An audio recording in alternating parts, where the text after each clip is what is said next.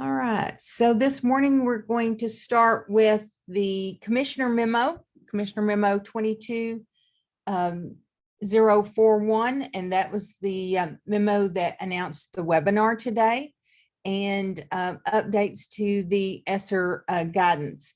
So that's what brought us today, and I am glad to say that our meeting is being recorded. It will be posted on our CARES Act webpage probably sometime tomorrow.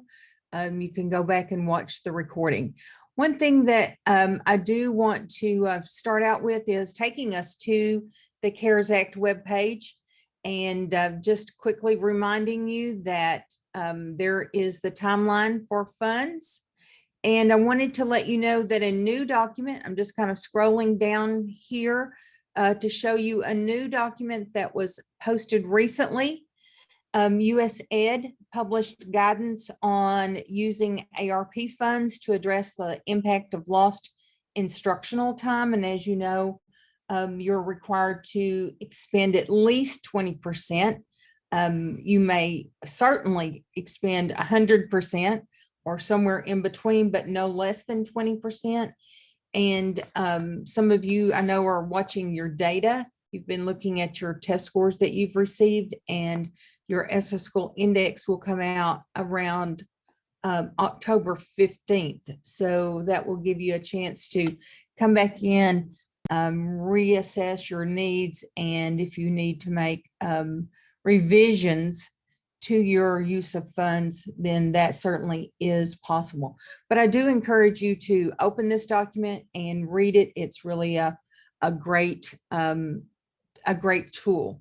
Also, one of the things I wanted to remind you of is a previous document, Commissioner Memo 21136, where we did talk about the three components of ARP plan, and one of those being the continuity of services.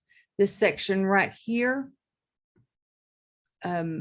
This memo, of course, was, let's go back up to the top so you can see the top of that memo.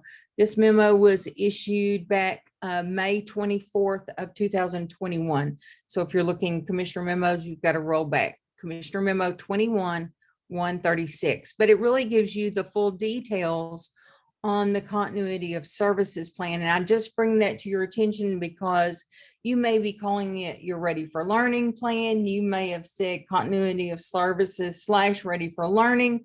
And we're good with whatever you call it, as long as you're posting it on your webpage where it's easy for the public to see.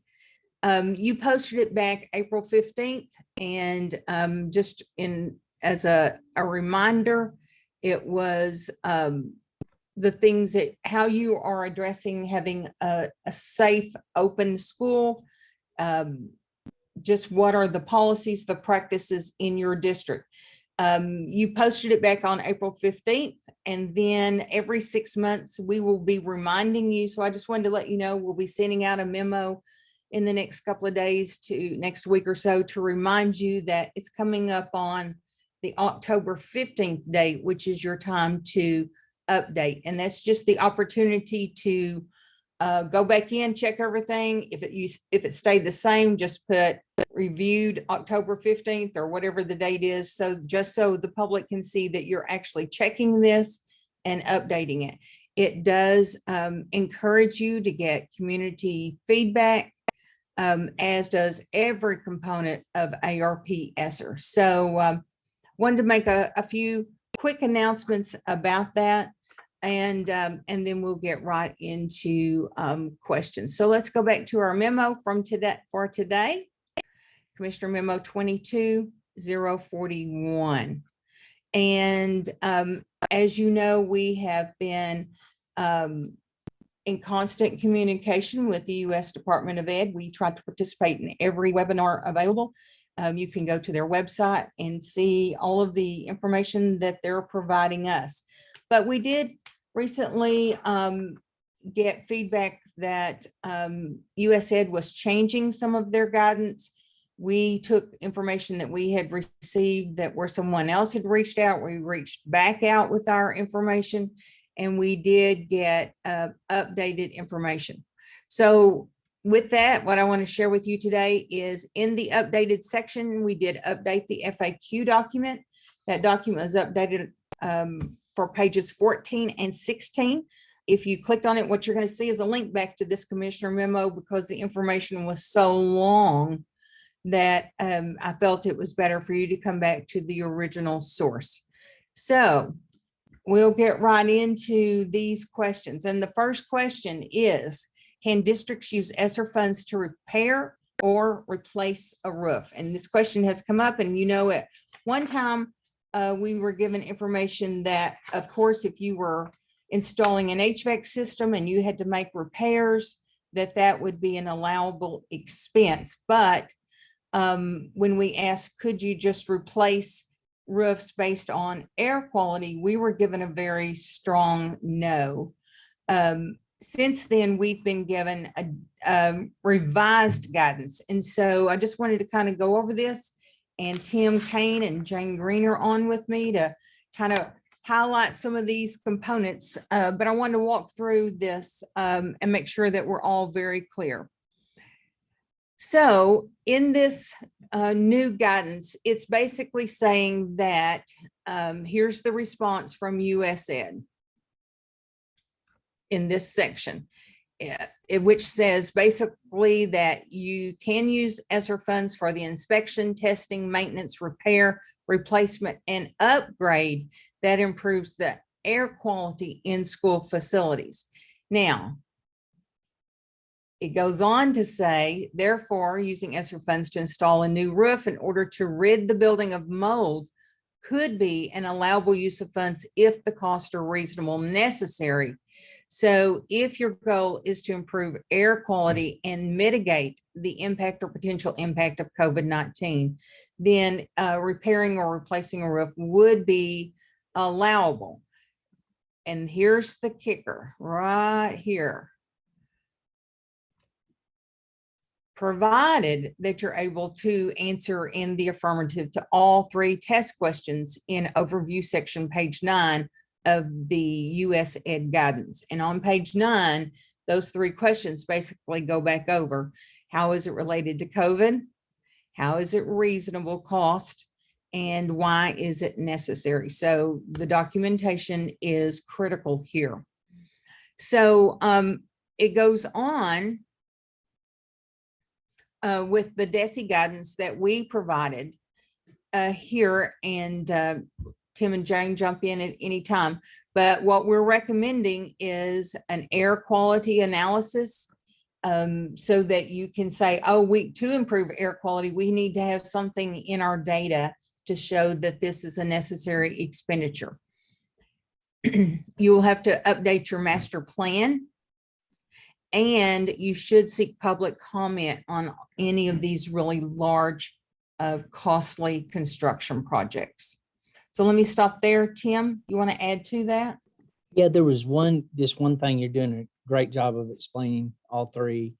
Just in addition, on that number 1, after the bold sentence there, it says, in addition to meet the reasonable and necessary standard, the LEA should explore whether it's more cost effective to pass the areas of the roof that are failing rather than replacing the entire roof. So what we're looking for there is in the prior approval application, underneath the necessary section where it's asking for data, is that you put some information in there, a narrative that explains why it's more cost effective. It's very similar to what we asked for in the bus purchase, on whether you're when you have to provide some data or information that shows that it's more cost effective to purchase a bus than lease a bus. So that's very similar question there. So we're just looking for some language there is all.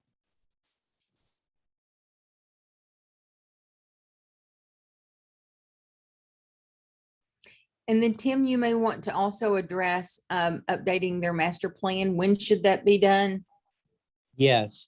And so before you send in your prior approval application, you want to go into your master plan and make sure it includes a rating of replace or poor for each roof being considered in your prior approval application.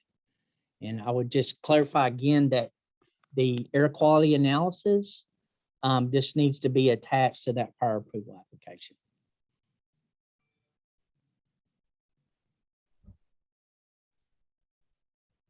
So one of the things that I really would like to emphasize in this section is in this next paragraph, once again, we've mentioned this the US Ed FAQ.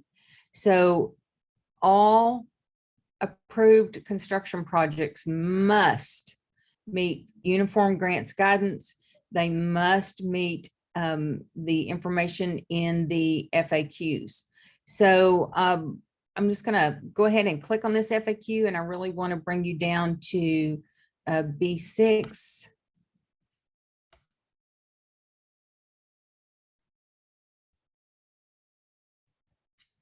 And highlight those sections for you.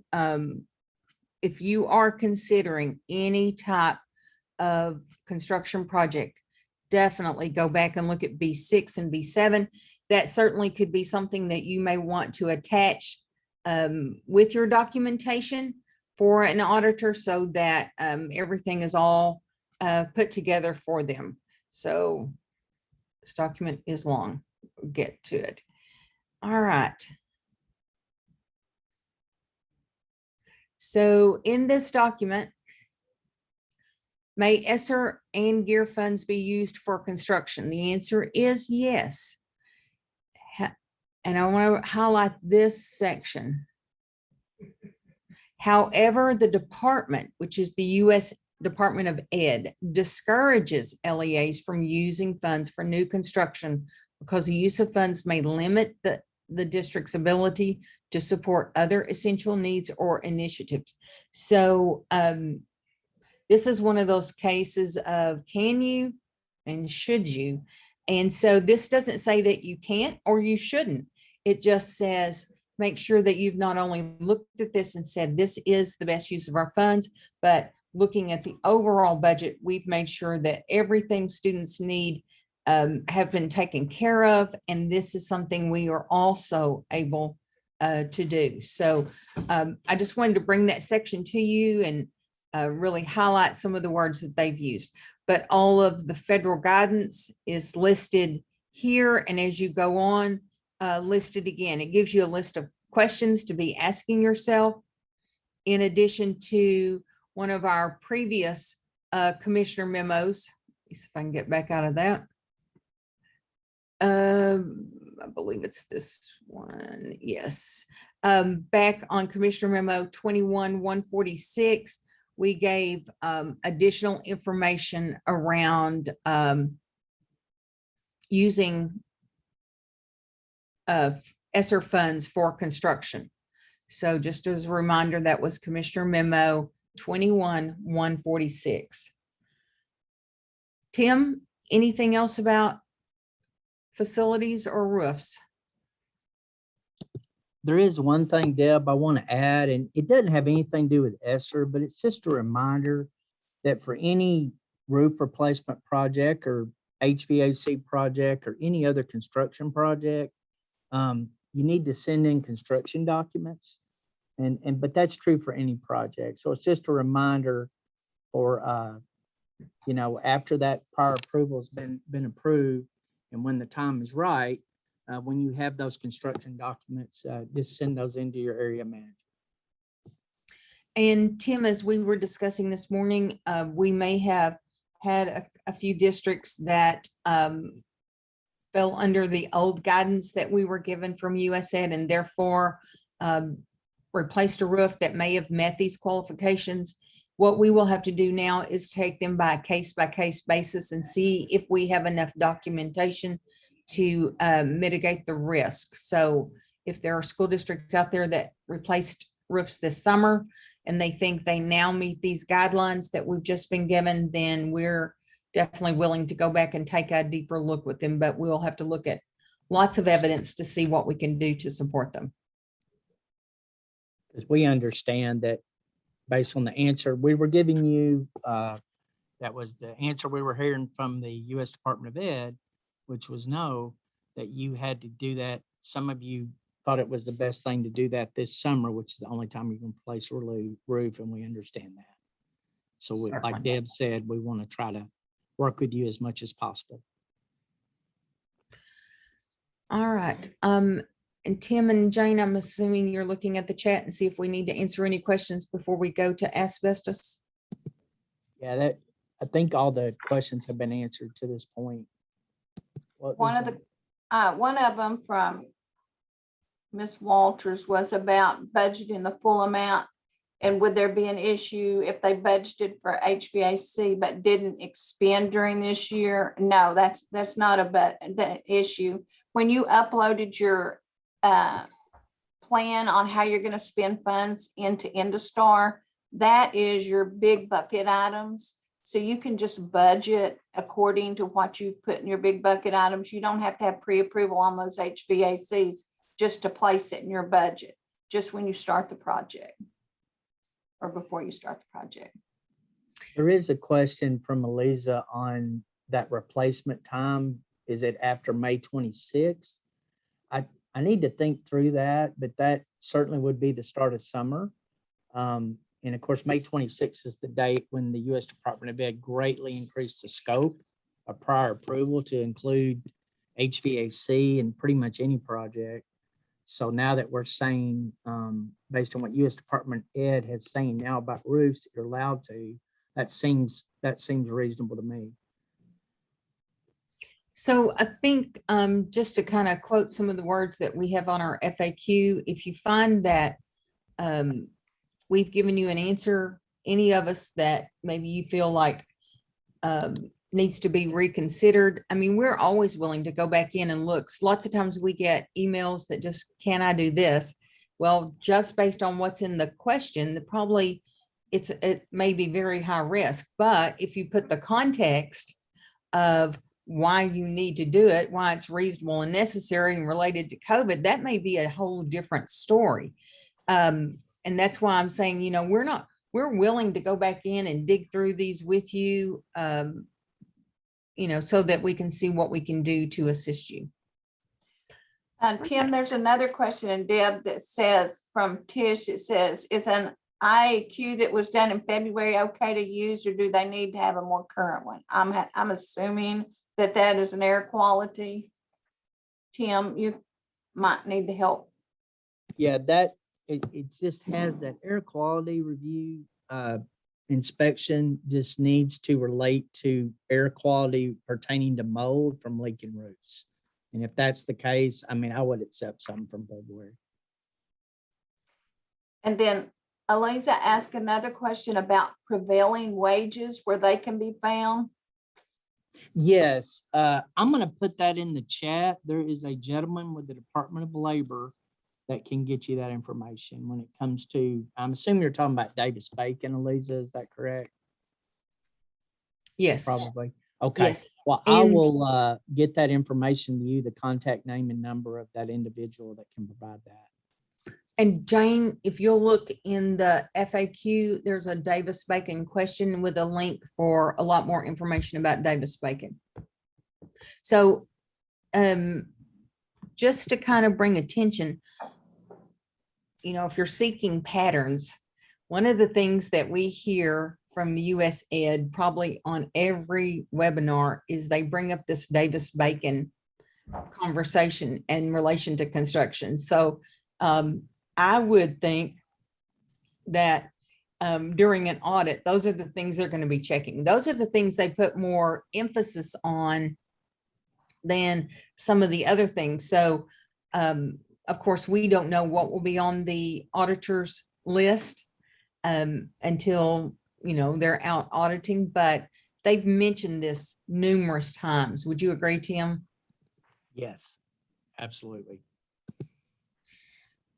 All right. So as with anything, everything with Esser, you know, we have our allowable uses of funds, but it's all about putting that written context, and that I just cannot stress enough how important it is for every expenditure to have written documentation of COVID, reasonable cost, and why it's necessary. And I have to say, in just the few documents that people are sharing with me, you're getting much better at that. So I cannot encourage you enough.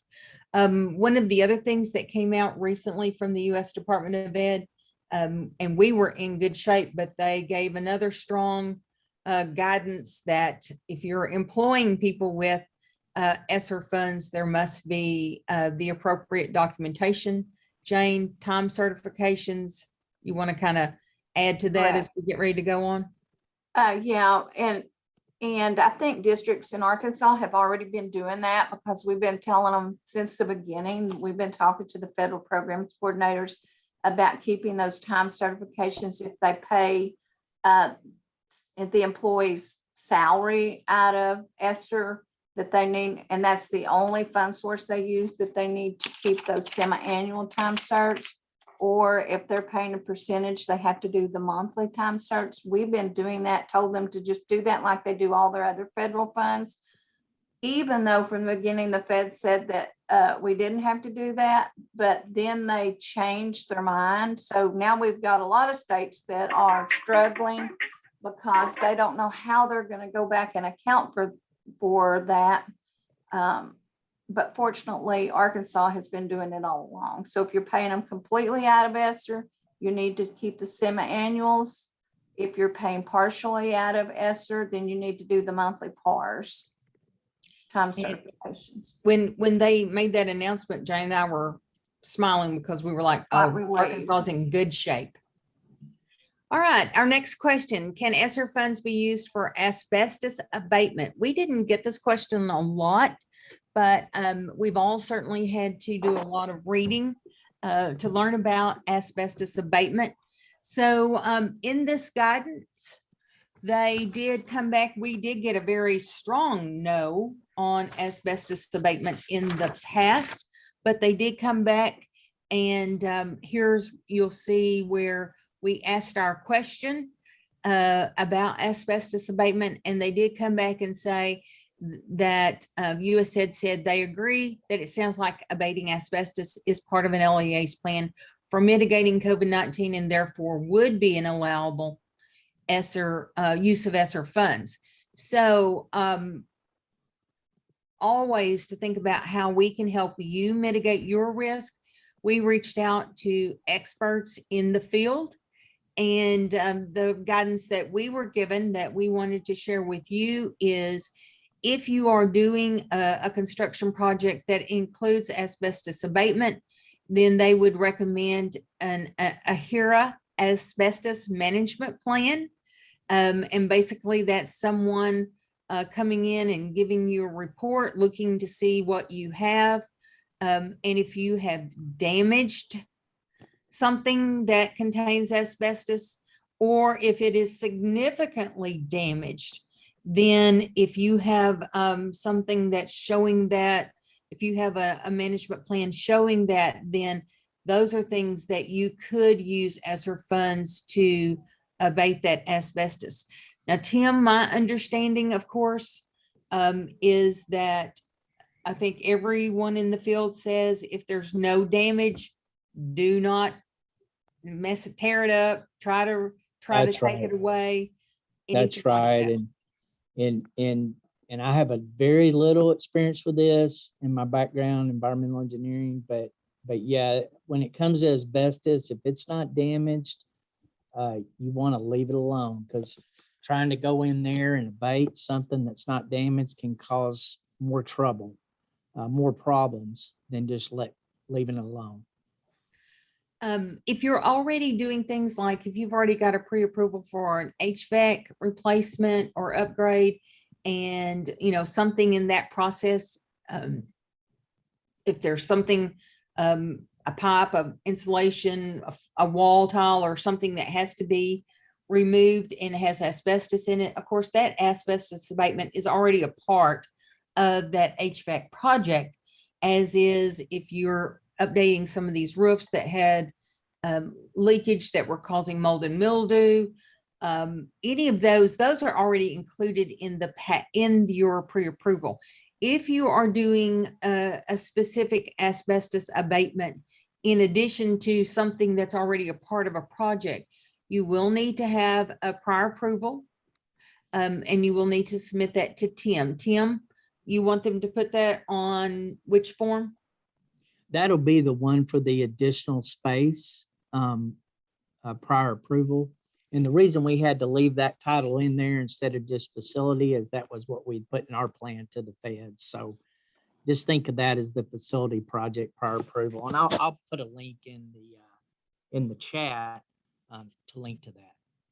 prior So approval. I think the other thing that the expert told us that I thought was really important is in doing your project. So first of all, you have some report that's showing that there is damage or significant damage, therefore requiring, that makes it necessary for asbestos abatement to mitigate the issues with air quality under COVID-19. But then you have to be ready to make sure that you're going to be in compliance with your next inspection for asbestos management. And so my understanding is approximately every 3 years, there's someone coming around doing inspections, and whatever changes that you're making, you've got documentation you need a change.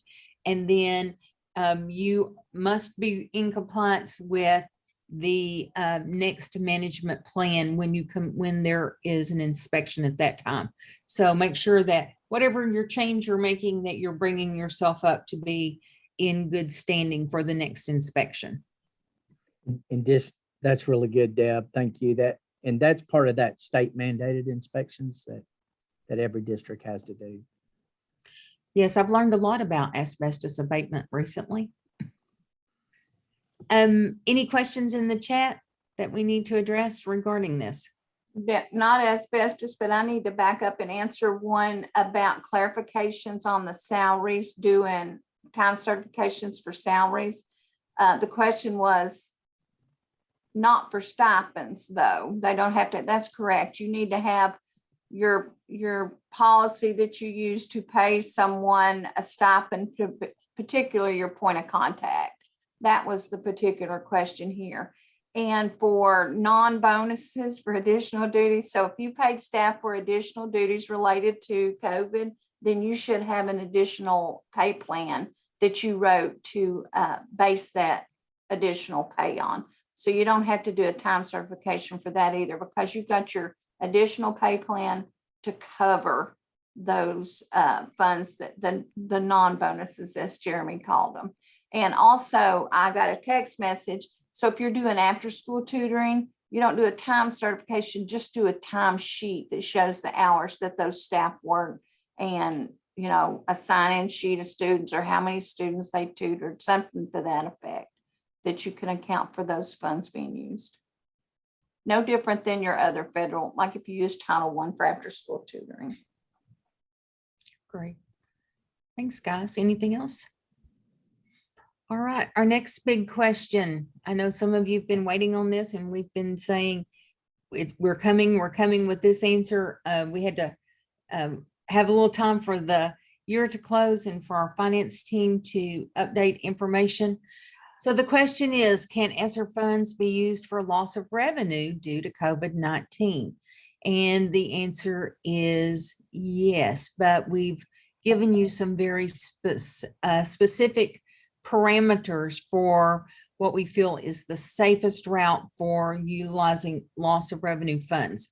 So we know, and I want to kind of walk this through in the same way that you would be justifying for your auditors.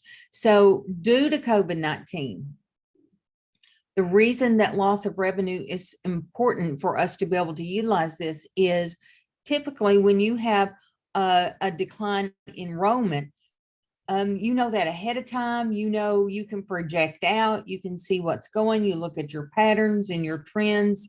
But with COVID-19, many of our districts lost kids basically overnight.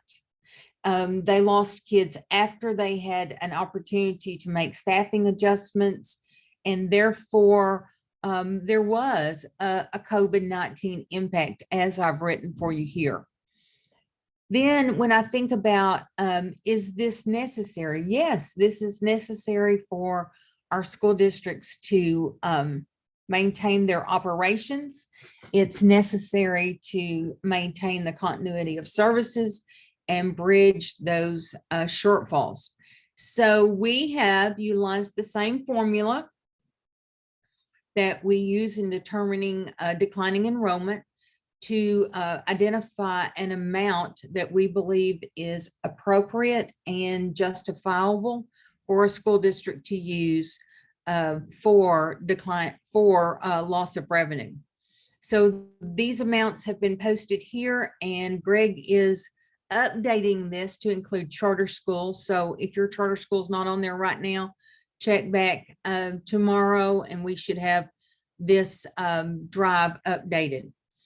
So we are putting in a new program code, Esser program code 166. It's a brand new code. I have added it to the Esser program code sheet. I'll show that to you in a minute. This is for districts to utilize to expend Esser funds for any operation function code only. So you can't transfer your money over into operations, but you can use program code 166 and then use your operations function codes to expend things that you would have normally paid for with operating funds. So I'm going to stop right there and see if Greg or Amy or anyone else wants to jump in and add any clarifying information.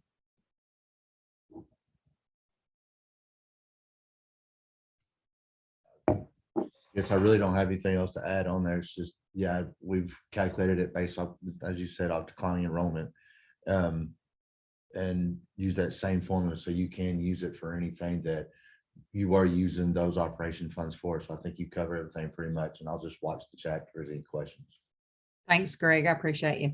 And as I said, Greg will be updating the Google sheet here with the amounts that any of our charter schools may have incurred as well. Okay, so if you're planning to use some of your Esser funds for loss of revenue based on this guidance, then as I mentioned, you're going to use Esser program code 166. So let me go and see if I can pull up our Esser fund codes sheet, and this should look familiar to you. I've updated at the top, and at the very bottom I have added in program code 166, and let me see if I can make that much larger for you to read. I've added in program code 166, loss of revenue. Budget category is to maintain the continuity of services and bridge budgetary shortfalls, and referenced you back to this commissioner memo for the details. Now, the way and Kathleen has programmed this is you really can't get too far out of line, because once you put in that program code, those function codes, you're only going to have only those allowable function codes to utilize. So let me take you back to our use of funds document. So when you submitted your ARP plan, you filled this information out and you uploaded it into Industar and posted it on your web page. So if you are deciding that, hey, now with this new guidance about the loss of revenue, we want to budget some of our monies to expend with those operation codes. So you would go under number 1, creating safe and healthy learning environment. And you would go back in, and down here where the blanks were, you would write in program code 166, loss of revenue, and give a general description of what you're going to do and the amount, not to exceed the amount that's posted in the commissioner memo. You would then have to put a note on here, this is updated, and you could just write it in anywhere on here, updated 9/9/21, and you could resubmit this in Industar You won't take your old one down. You just resubmit a new one, put updated, and then that would be reviewed by Jane's team. Jane, you want to add anything? Now, the only thing I would add is if you update this and you re-upload it into InduStar, if you'll just send me an email, that way I know I don't get any other notification from the InduStar platform saying that something new's been uploaded. So if you'll just send me an email saying that you have updated your plan, and then I'll just go in and view it. Perfect. So let me get back to my commissioner memo. We've linked back in here again, the commissioner memos, back to the CARES Act webpage. Of course, you know that you can call Tim, you can call Jane, you can call me, you can call any of us. And if we have overlooked your email, or if we have not returned your call, please call us again, or please resend your email. We do get a lot of those and we do miss them. A superintendent sent me one the other day and said, hey, did you see my email? Well, I saw that one, but I didn't see the previous one. So I went back and found it and was able to answer its question. So we are never bothered by that by any means. We get a massive amount of communication. And so it's very easy for us to look over something that we do need to help you with. So don't feel bad to call us again or email us again. A couple of more updates that I do want to provide to you. We have been having conversation. It came up last Tuesday with our federal programs coordinators about equipment. When do you need prior approval? When do you need to inventory? And we're going to have a little bit more discussion internally and follow up with some additional guidance for that. So just calm down. Thank you for your questions, and we will get that information to you as quickly as possible.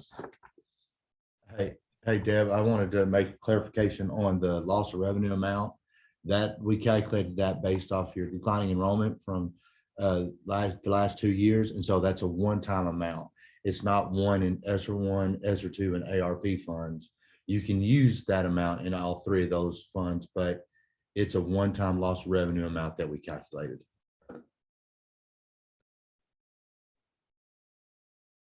Great follow-up, Greg. That's right. Thank you for that. Any other questions you see coming in, Tim or Jane or Greg, in the chat? Deb, there's a There question was about the one. 9% maintenance and operation, if ESSER funds would be included in that 9%, and the answer is no. School districts are required to use 9% of their foundation funding for maintenance and operations, so those ESSER funds would not pull in as part of that 9%. Mr. Fletcher asked a question I don't know the answer to. It's in the Q&A. Jane or Deb, is that something y'all could address? Or someone else? on Tim, the what's call? the question? It's in the Q&A. It says in regard to the loss Oh, of in funding, Q&A. PDF. Okay. And it's talking about the loss of funding PDF that was attached to Commissioner Memo 22-041 is the amount of allocated a one-time only amount, or can Yeah. that amount in? It sounds like Greg was saying it was a one-time only. Yeah, I think that's what Greg was just referring to. There's another one that just came in. It's a one-time fund amount. Goodness. We based off the so- declining enrollment.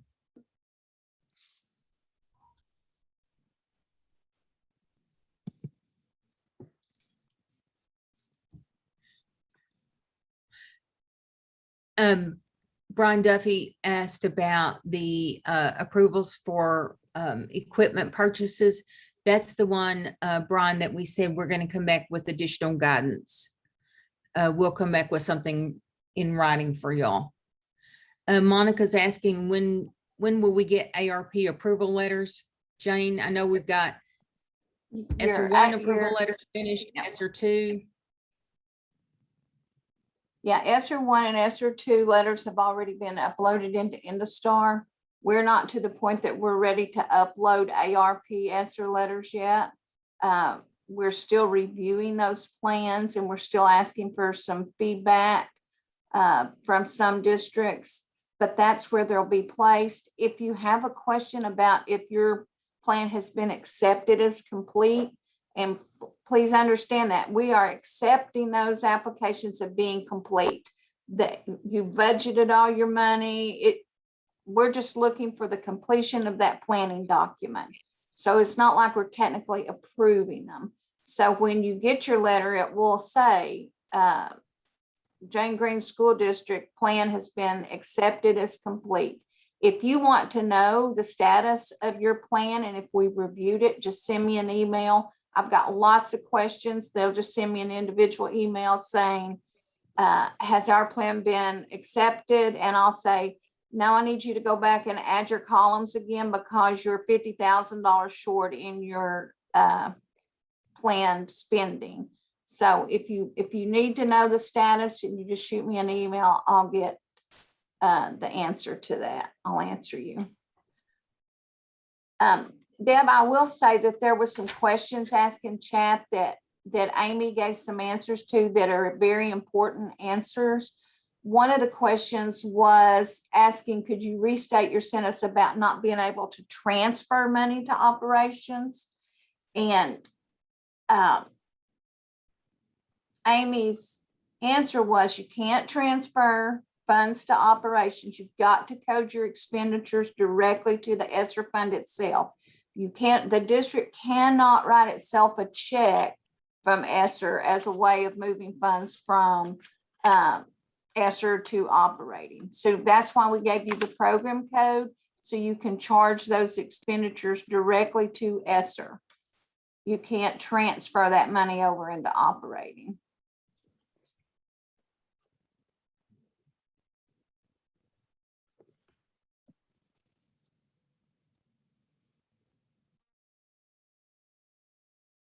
So, Jane, they may budget their ARP funds. They may budget the full amount. They may or may not expend the full amount this year, but They they may do change need it. to budget. Yeah, budgeted in there. Karen asked that earlier. Budgeted, she was talking about they weren't going to do their HVAC right now, but they wanted to go ahead and budget it, but they didn't have a pre-approval. Well, they're not doing the project. Yes, that's just their plan. Remember, what's an Esser is your plan. So go ahead and budget it in there. And then when you get ready to do your project, you'll do that pre-approval through Tim.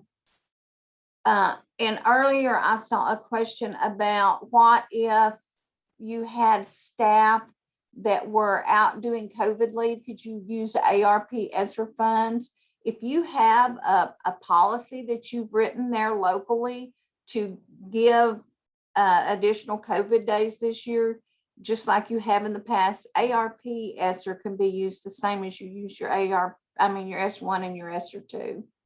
So keep that in mind, but you need to have a policy that shows how your district is choosing to do that. And Wanda asked about on the additional pay plan, could we use the additional pay plan?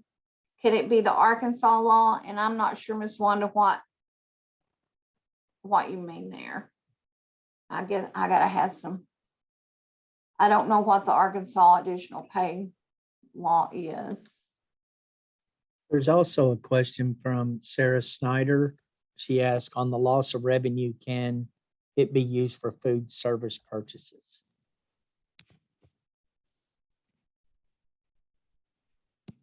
Your loss of revenue, the amount, I think Greg's still on here, but I'm gonna give this a shot, Greg. The amount that you use that you can allocate to loss of revenue, if you have an amount that you can use those funds the same way as you do operating funds. So if you can use your operating funds for what you're asking about, then you could use those Esser funds from loss of revenue for the same thing. Yes, I agree. if you're still haven't shown a loss in your food service and you want to charge to that loss of revenue as operating in Esser, yes, you can.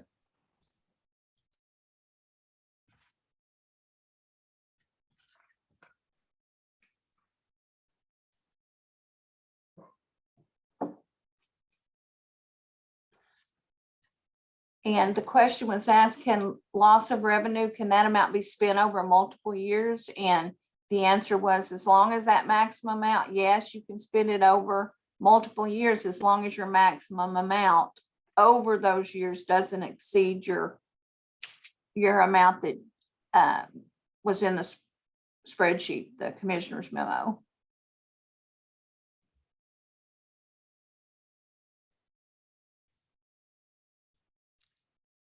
So Jane, I think Dr. Van Dyke has clarified.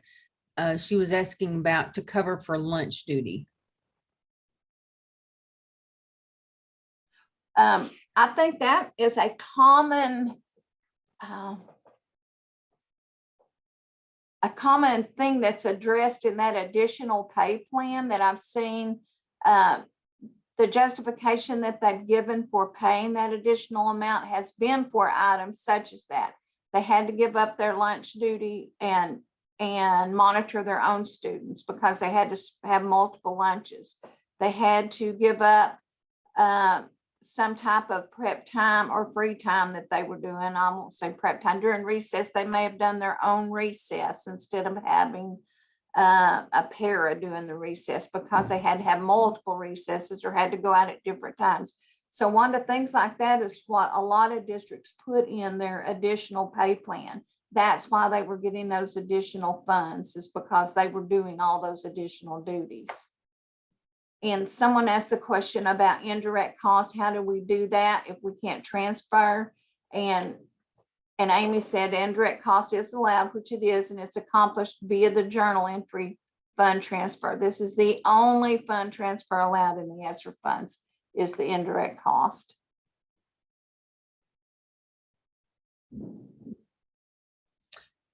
So I see the question again about, yes, on Tuesday, we did have a conversation about equipment and the cost for pre-approval. And that's the one that I said, we are going to revisit internally and we're going to put something in writing for you. So stay tuned. We'll send that out to you.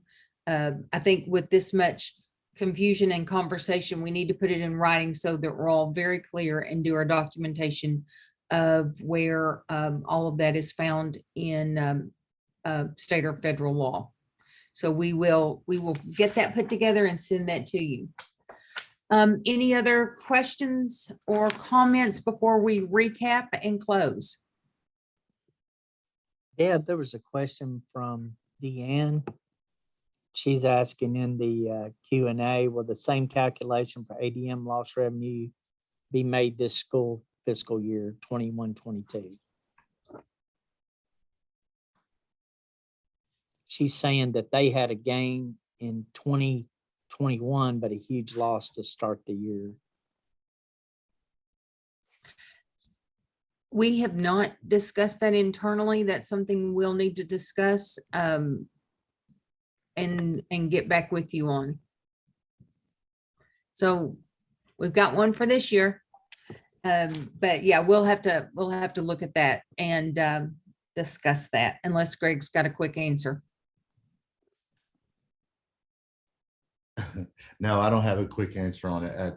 Yeah, we can talk about it, but right now we've not planned on calculating a loss of revenue going forward.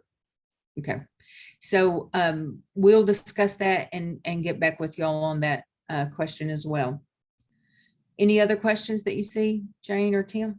Yeah, will loss of revenue amounts carry over for the next fiscal year? So what does that mean, carry over?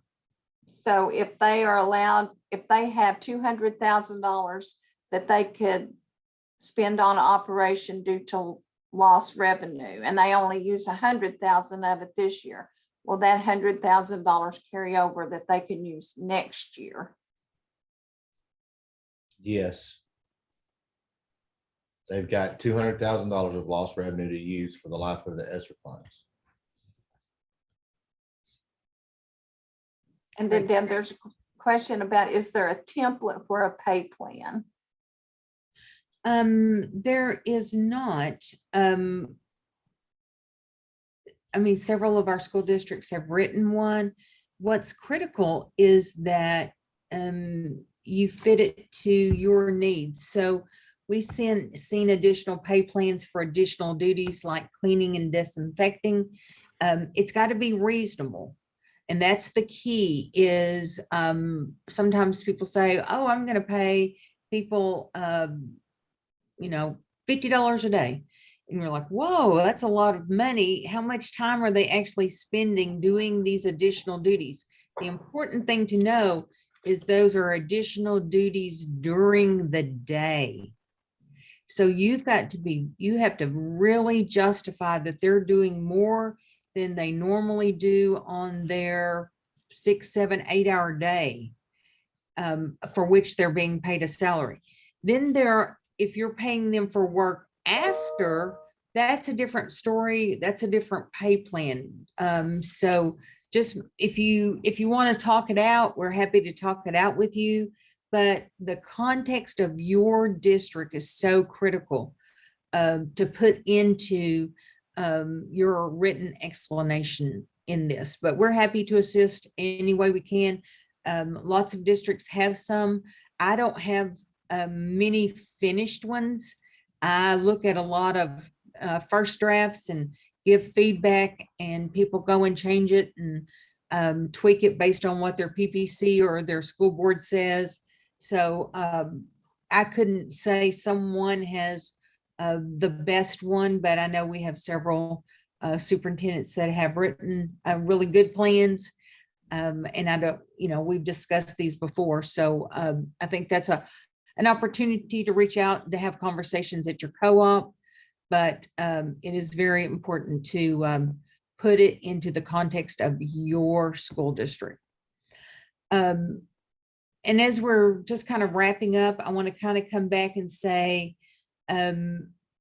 we appreciate you, number one. That's the most important thing. And I know this has been some really challenging 2 years to work through, but you've put kids first, and that's where we certainly need to continue and strengthen our resolve to always put kids first. So when we say, can you do something? Should you do something? And I think Ivy's really put it into great words here. Lots of times it's allowable, but it's not necessarily the effective thing for you to do in your district, in your context. Your neighbor may be doing it because it works for them in their context, but it's really critical that we come out of this pandemic and come out of these wonderful funds that we have this opportunity to utilize. We have to come out better. And as I mentioned at the beginning, our SS School Index will be made public around the October 15th. This is a time to be having conversations with your communities to see what is it your kids need. Do they need tutoring? Do they need before school, after school? Do they need acceleration?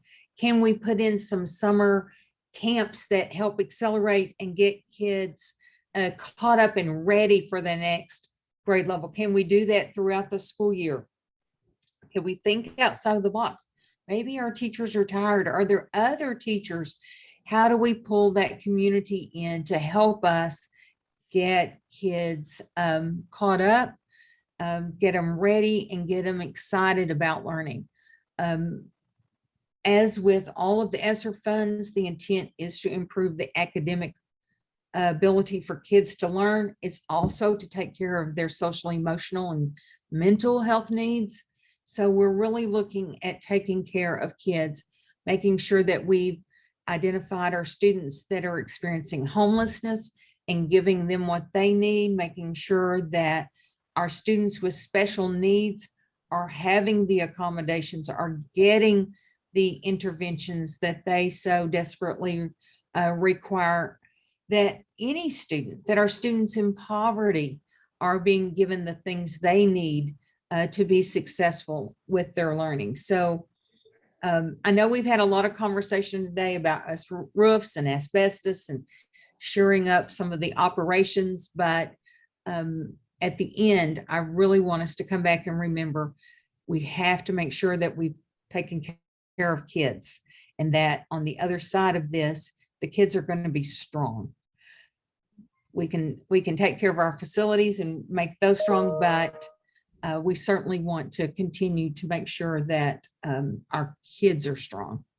So Stacy, any last words? Nope, you did a good job. I think you covered everything today. I appreciate you guys putting this together. All right. We will, as we said at the beginning, we will make sure that this has been recorded. Belinda has taken care of that. We'll get that recording and get it transferred over into the proper format and posted on our CARES Act webpage. As always, we appreciate you. We're here for you. We want to help you in any way we can. Give us a call, send us an email, send it again and again if you have to. But we do want to help you. So we appreciate you and have a great day.